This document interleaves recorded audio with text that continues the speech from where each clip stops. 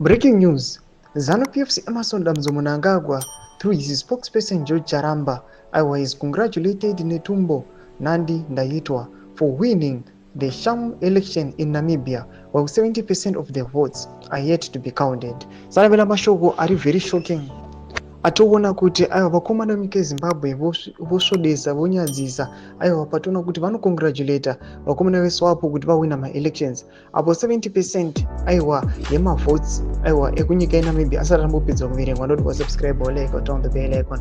Tichipinda pahendo ye-The Windhoek Times vanobuda vachishamisika vanyora vachiti 70% of the votes are yet to be counted and the elections is fiercely disputed. This is a chilling devalue, just like his premature applause for Frelimo, sparking chaos in Mozambique. Mnangagwa, who is notorious for corruption and internationally condemned election rigging in Zimbabwe, for which he is heavily sanctioned, he has been on a frantic mission to influence the elections in SADC in an effort to maintain allies in the region who recognize his illegitimate presidency of Zimbabwe.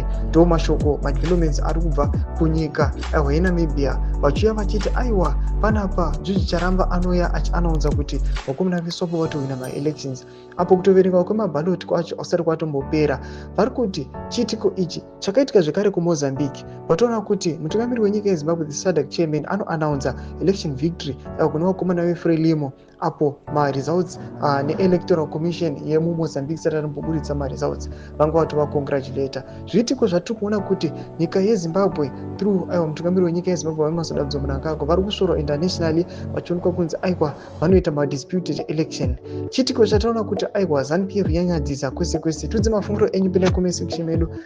Subscribe walike turn the bell icon.